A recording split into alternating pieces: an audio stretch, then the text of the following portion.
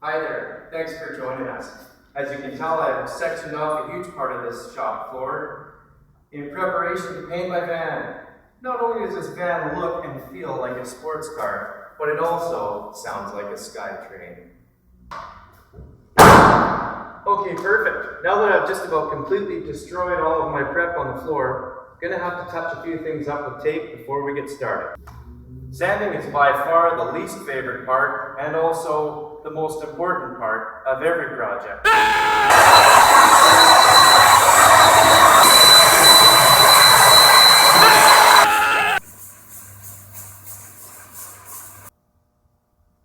Flash rust is something that can be caused by sanding the van down outside, thinking that you're going to be painting it the next day, then having it sit in the rain for a few days. This is why they call it flash rust, I believe, because it happens when you're least expecting it. This is about 80, this is about 120 or 140 or so. As you can see, I have both hands full, so I can get the worst of it out, and then smooth that out afterwards.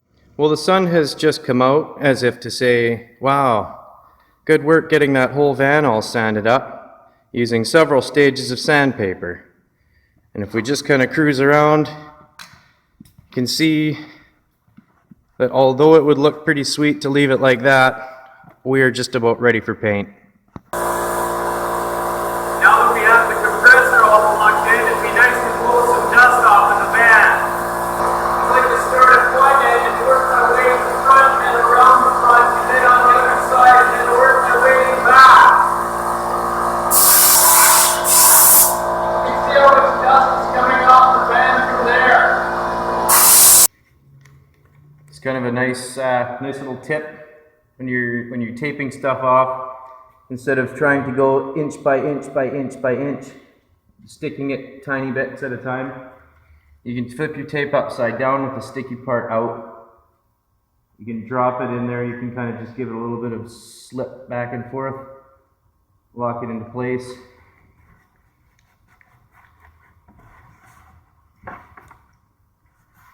It'll save you several months. Okay, so what we got going on now is we've got all the tape, all the detailed part of the prep finished on this side of the van. Now, and you're thinking, well, we're not going to paint yet. Well, you're absolutely right, we're not. Now we can get the paper on there. I have 3 different sizes of paper that I'll be using. The largest one is to cover large surface area. The step down from that is to cover area that's smaller than the big roll. And this is the smallest roll, which is going to cover even less than the medium roll. This is the paper we're going to be using today. Now that we've got the tape and paper guns loaded up, we're ready to start covering some surface area. Anyways, you can see just when we have the hood open, I may as well take this opportunity to point out what we got going on under the hood. We've got alcohol fuel here. This is basically a jet motor. You can see we've got several air intake vents here, all along here. There's one there. You got to open up the hood. So this way you can get your paper right underneath the hood and right underneath the hood here. You drop the hood. You got your paper way underneath there, so you're not going to worry about getting any overspray. All right, so we've got the van all prepped. I've kind of gone a little bit excessive on this. Don't want this to look like a joke. Although if we were to drive it as it is now, that would look like a bit of a joke. What we got going on in the wheel wells here is I've gone with one piece throughout the with the long paper. I've went through there with the one piece. And that's actually 2 layers of paper on the tires. So there's no paint getting through there. Because guess what? I'm not going to be that guy on the highway that has a white dot on his tire that confuses other motorists and causes accidents. So this is looking great. I've just got to cut the keyholes out with an X-Acto knife, which is coming up quick. You'll see that I had to do some rust treatment there. I noticed a little bit of rust, and then if you look up top, that's again flash rust that we're taking care of.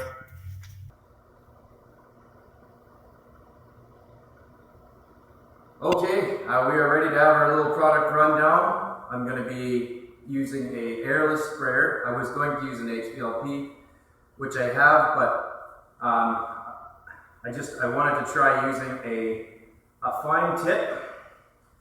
This is a 410 tip, so that's a wide pattern, but it's a finishing tip, so it's going to be really, really thin. And I'm going to run a fair bit of pressure on here.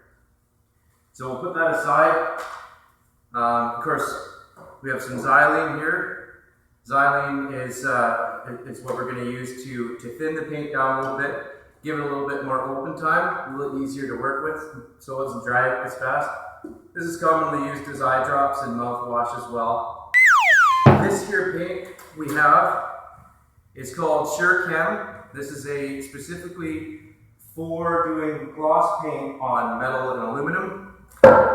And this is an industrial grade product that they paint metal pipes with and everything else. So I think that's pretty close to it. Get yourself an empty 5-gallon bucket so you can box all your product together, and you're going to thin this down. Of course, we got some adequate breathing protections and stuff. It's going to smell quite delicious, actually. So yeah, we'll load up the tip here. We'll get some paint through the lines. Check it out.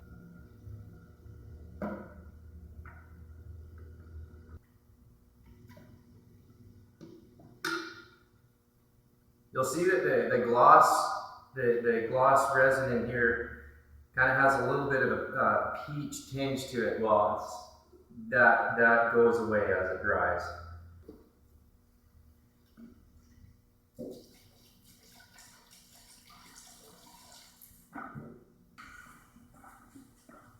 You always want to take care of your pump. You want to make sure you get lots of oil in there. This is just pump oil. Okay, we are all set up. I'm so excited to finally do this. All that work for something that'll be done in a few minutes. Well, of course, for some obvious reasons, I'm going to start with the roof. I'm going to do that for two reasons. One, because I don't want to kill the finish of paint that I've recently put on the sides. I don't want to put a mist on that. That'll ruin the finish. I want to have it nice and shiny, and I don't really care if I get some cloudiness up there from the overspray for doing it here. The other thing is I want to get a feeling of that tip. I want to really, really know what my distance is going to be and how fast I need to move to get the coverage that we want. The last thing we want to do is have any sags. So let's get to it.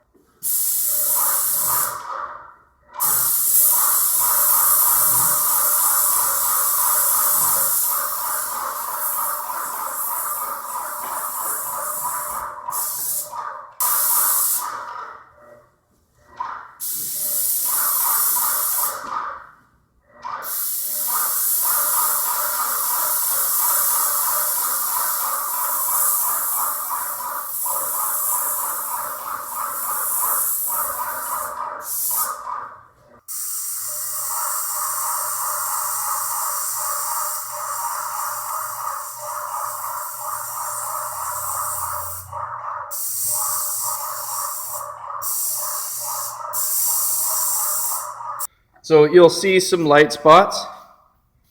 You can kind of see through it a little bit, but all in all, got a nice shiny first coat on it, and we're going to do 2 more light coats on it.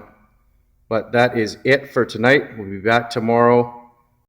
What we have here is a 5-in-1 that I pulled out of my fanny pack, which I've just taken off. What I'm going to do next is I'm going to remove some prep off. I just kind of wanted to get a visual of what the van's going to look like. Let's talk to it.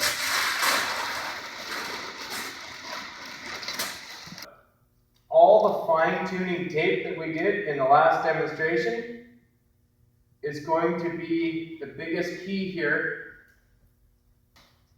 because it's all in the details. Okay, bro, the last little touch-up here, what I've done is I've painted all the wheels, the wheel mags and the little beauty caps. This just gonna pop back on. I wanted to make sure I had lots of product behind it and close, but we'll should be able to get those bolts off someday. Put that back on there. I figure while we're at it, we may as well do a touch-up coat in place because we have a little bit of product left over. The more the merrier. Wow. It's really be wearing a mask.